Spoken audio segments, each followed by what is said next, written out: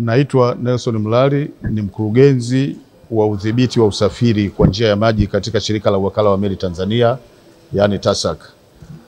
Leo tupo katika kikao na wadau wa ukusanyaji na utawanyaji wa shehena.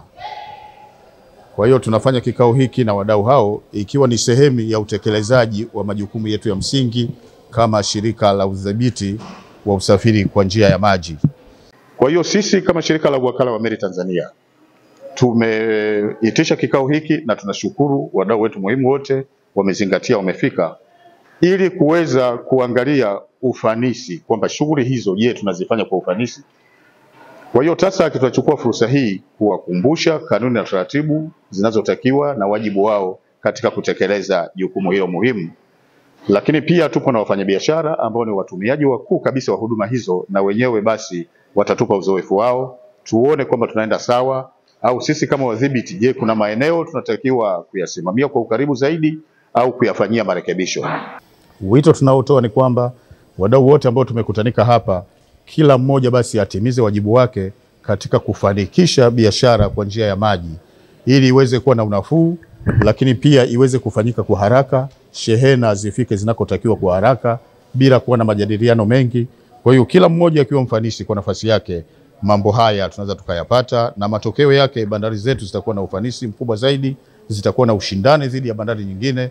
Basi tutaendelea kupata mapato yetu kama nchi, lakini tutapata mapato yetu kama wafanyabiashara na wafanyakazi binafsi. Naitwa Hawa Ali Muhammad. Mimi ni mdau wa cargo consolidation na deconsolidation, na pia ni mwenyekiti wa hii taasisi ambayo sisi tumelenga kwenye kuingiza mizigo midogo midogo kwenye makasha na kuondosha. Ina maana ni import na export za mizigo midogo midogo nchini kwenda nje na kuingiza ndani ya nchi. Tuwashukuru shirika la TASAC kwa kuwa nasi wadau bega kwa bega miaka yote katika hii sekta. Changamoto moja ambayo ni kubwa sana ambayo tunaomba TASAC kuitatua ni kutufikiria sisi wa consolidators kwenye taarifu zetu ambazo tulishawaomba kipindi cha nyuma wazipitie, maana zile ni za miaka mingi iliyopita tangia 2018. Tunaomba wazipitie ili waje kwetu, warudi kwetu kwa najibu lililo sahihi ili kazi ziende vizuri zaidi. Kwa jina naitwa Eliud Gordon, ni consolidator kutoka kampuni ya Cactus International Limited.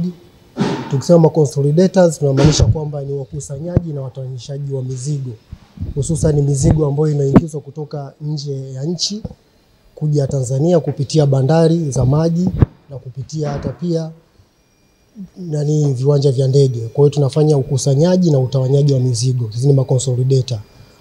Kwa hiyo katika kikao hiki cha leo kimeitishwa rasmi na wakala ambaye ni TASAC.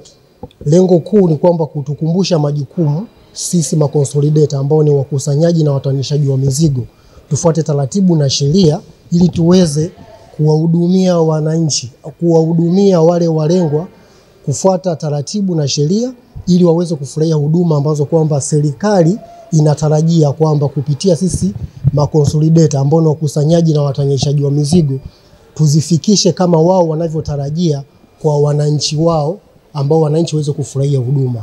Mkuu wa chuo cha Kilimanjaro Institute of Technology and Management kilichopo Mwenge, Dar es Salaam na chenye ithibati na usajili wa NACTVET namba REG/ANE/029 anapenda kuwatangazia ofa maalum wahitimu wote wa kidato cha 4 2024 kwa kozi mbalimbali zikiwemo computer application, ICT for beginners, CCTV camera, video production, graphics design pamoja na sales and marketing. Kozi hizi zitaanza tarehe 2 mwezi wa 12 kwa awamu ya kwanza na tarehe 6 mwezi wa 2025 kwa awamu ya pili. Pia muhula mpya wa masomo kwa kozi za IT, hotel management na front office utaanza tarehe 8 January 2025. Kwa maelezo zaidi piga simu namba 0766348652 au 0717816034. KITM, elimu na ujuzi kwa maendeleo ya uchumi.